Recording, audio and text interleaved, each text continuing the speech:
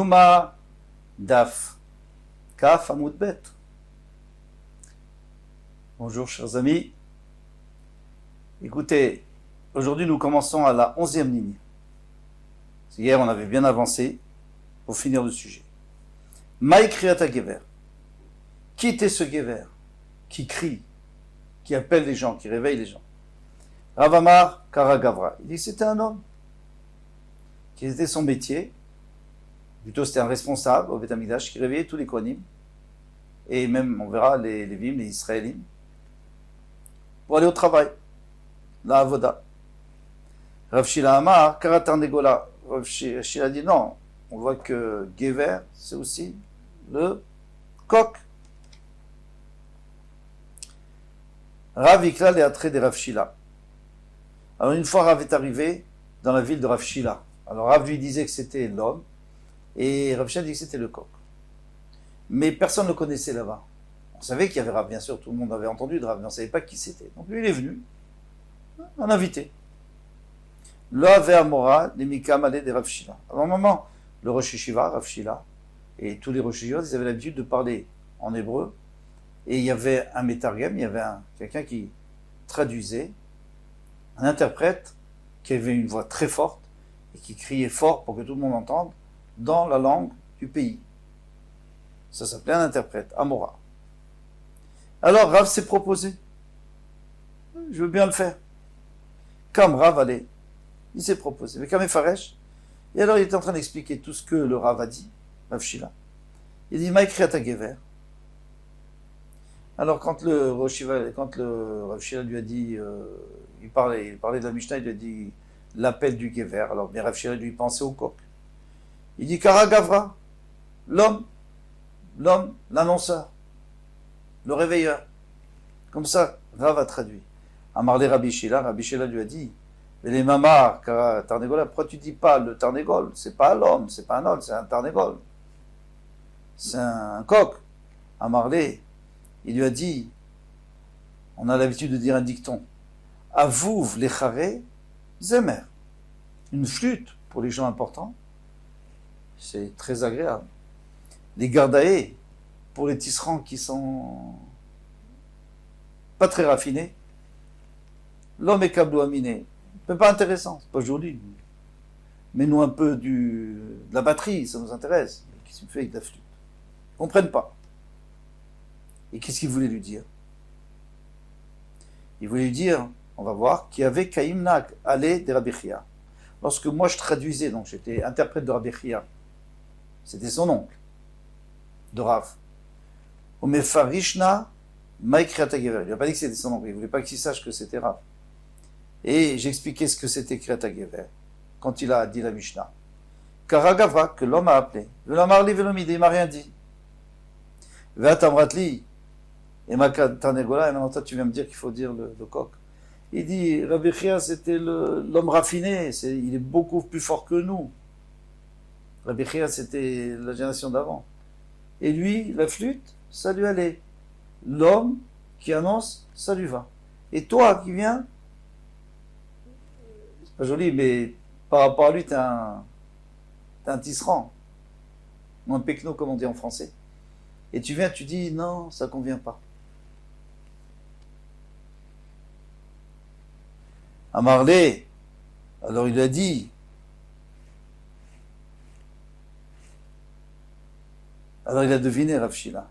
Marnu Rav, il a dit, ah toi tu es Rav, c'est toi Rav. Pourquoi? Parce qu'il savait qu'il était interprète de Rabbi Chia. Ninachmar, alors il a dit, non, je veux pas que tu es plus grand que moi, je veux pas que tu sois interprète, tu retournes à ta place. Amarlé, il lui a dit, Amrin Shealeh, je vais te donner un autre dicton. Itegart, si tu t'es loué pour une journée et que la personne qui t'a payé pour travailler, elle te demande de faire un travail qui est pas très honorable, Poutz, Amré, va peigner de la laine pour lui, même si ça se fait pas tellement, va peigner de la laine. C'est-à-dire j'ai commencé, je termine. Voilà, c'est tout, je termine. Il y en a qui disent, Afia Marley, il le dit comme ça, Malin Bakodesh Velo Moridin. On monte dans le Kodesh et jamais on descend. Si moi je pars, il y a quelqu'un d'autre qui va venir qui sera plus petit que moi. Bien sûr, Rav, c'était le Gadolador. Je ne veux pas que la fin de la dracha soit traduite par quelqu'un qui n'a pas les mêmes compétences. Voilà, donc ça c'est toute l'histoire. Maintenant, nous allons importer Tania Kavate des Rav. Il va y avoir une Braïta comme Rav. Tania Kavate des Rav Shila. Et il y aura une Braïta comme Rav Shila. Alors aujourd'hui, on verra celle de Rav parce qu'elle est longue. Et Rav Shila, ça sera pour demain. Bezrat Hashem. Tania Kavate des Rav. Gvini Karouz. Alors qui c'était ce Karouz? Ce Karouz, cet annonceur, ce réveilleur, c'était Gvini. Alors la première fois, il s'appelait Gvini. Et après, on l'appelait toujours Gvini, même si ça appelait quelqu'un d'autre. Comme on a vu.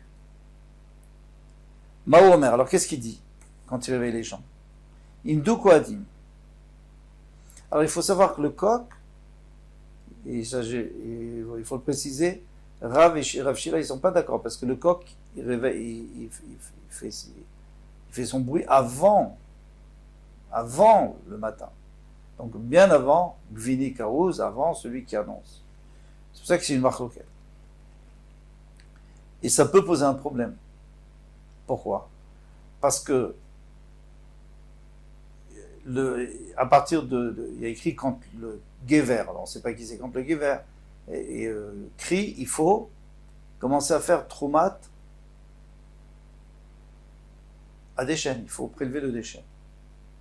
Alors, c'est important de savoir à quelle heure on le fait. Pourquoi? Parce qu'il va venir, on va tout de suite voir un problème. Mahomer, imdou kohanim lavodatchem. Levez-vous les kohanim pour faire votre avodah, levez les vim les dochanchem, et les vim pour chanter, mais Israël et mamatchem, et Israël, parce qu'il y a aussi des Israël qui étaient là-bas pour assister au korban.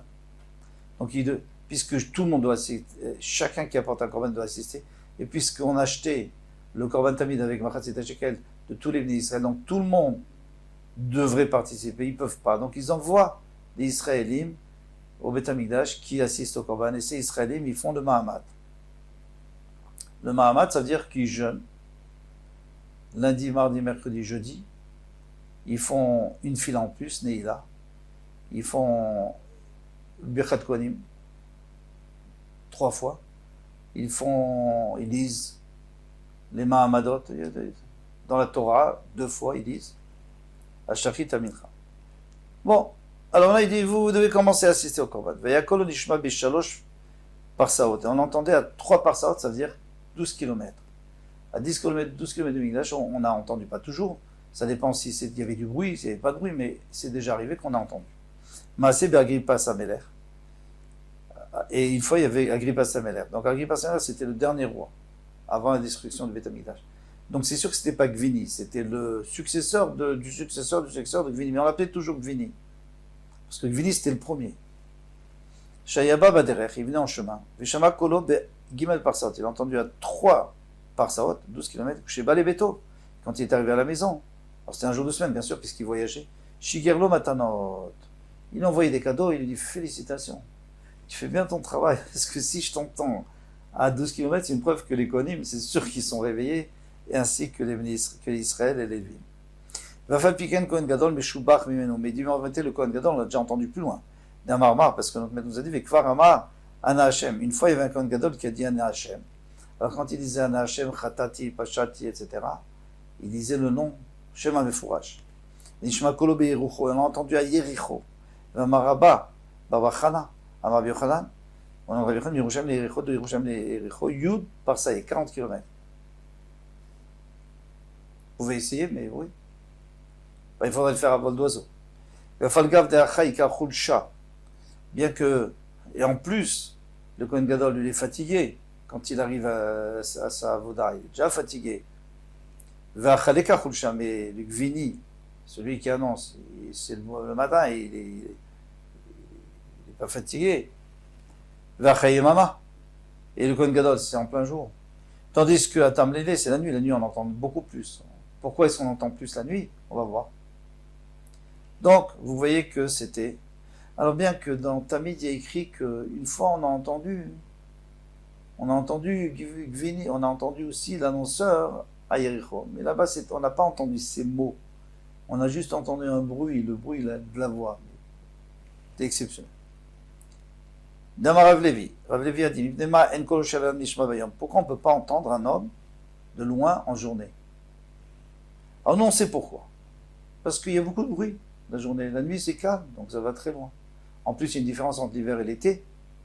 Hein, il y a des moments où ça porte plus loin. En hiver, ça porte moins loin.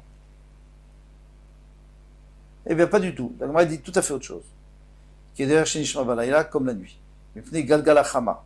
C'est à cause du soleil chez Menasser Baraka. Parce que le soleil, il est obligé d'avancer. Pour avancer, il est obligé de scier un chemin pour avancer. On va voir comment on comprend ça. Kecharaj comme un menuisier à Menasser.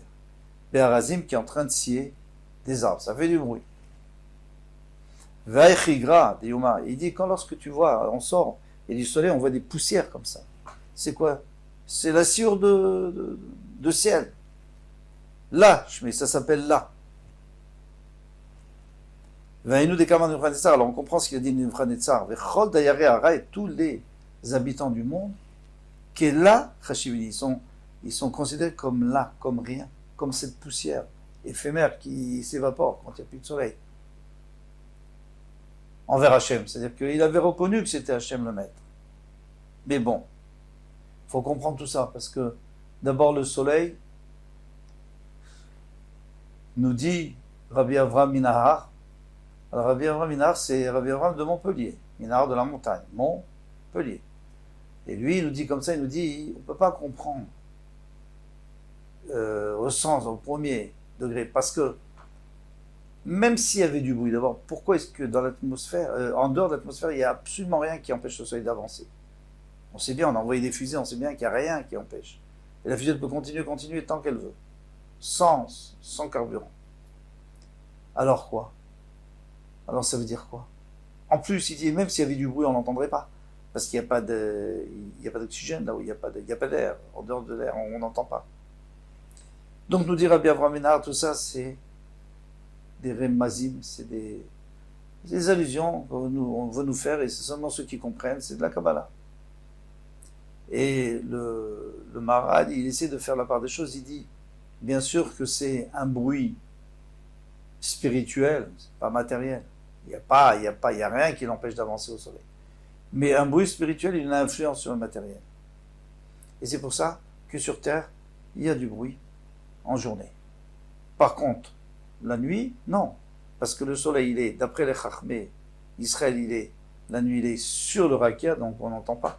Et d'après les Chachmé, au Motaolam, il est sous la terre, donc on n'entend pas non plus. Tanou Rabbanan, il est pour terminer. Il m'allait Galgalachama, s'il n'y avait pas le soleil, Nishma Kol Amuna Shel Romi, eh bien, il y aurait un silence total, on entendrait tout le bruit de Rome. Et Rome, c'était le monde entier, à ce moment-là. C'est-à-dire que, bon, la nuit, tout le monde dort, mais si, en journée, on entendrait le royaume de Rome, s'il n'y avait pas le bruit du soleil. Vilmale Kol Amuna Shel Romi, s'il n'y avait pas le bruit des Romains, eh bien, Nishma Kol Galgalachama, on entendrait le soleil. C'est-à-dire que chacun annihile l'autre. Et c'est pour ça qu'on n'entend pas. Ça aussi, c'est connu. Bien sûr qu'il faut comprendre le remez, il faut comprendre ce qu'on veut nous sous-entendre avec le pouvoir du soleil, que le soleil, il a un pouvoir, mais on l'empêche, etc. En tous les cas, on a déjà remarqué qu'un bruit annihile l'autre bruit. C'est le principe qu'on utilise pour ne pas entendre. On fait un bruit inverse. Eh bien voilà, on peut s'arrêter là. Kol Touf, à bientôt, Bezrat Hashem.